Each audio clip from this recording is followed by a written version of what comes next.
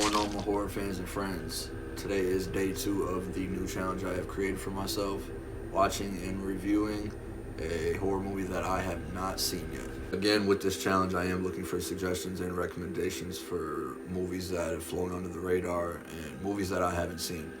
So be sure to drop those in the comments.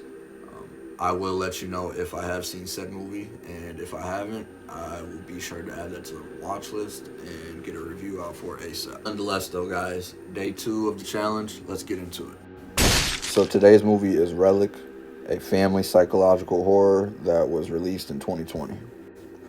This was a movie that went pretty under the radar due to the release date, obviously this being during the pandemic and whatnot, but this was a movie that caught my eye specifically because of the trailer.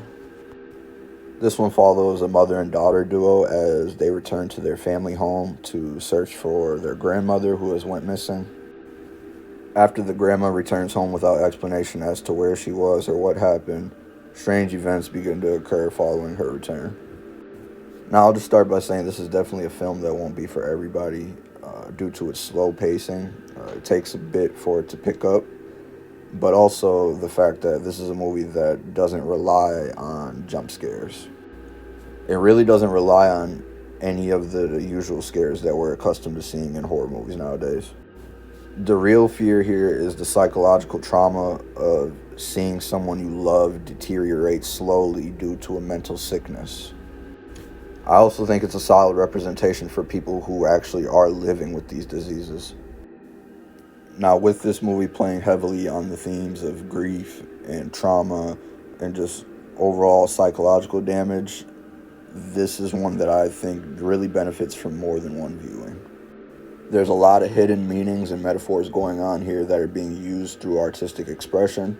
So if that's something that you're a fan of in horror, I would absolutely recommend this movie.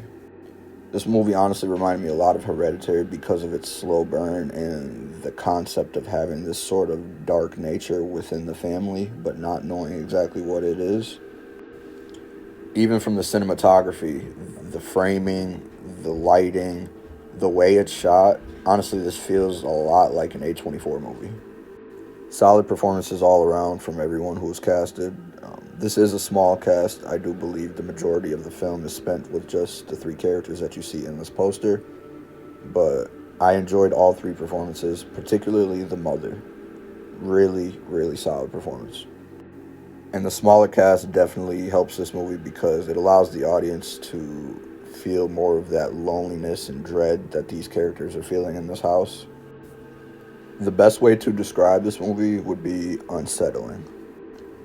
Again, this is a movie that won't be for everybody because this isn't your typical jump scare horror movie.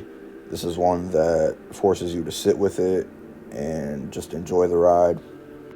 But I do think there is enough from this film to take away and appreciate. And if you are someone who is a fan of horror movies that know how to tell a story through visuals, I think you'll definitely appreciate this film. I think where this movie suffers is towards the end, where the secrets start to become unraveled.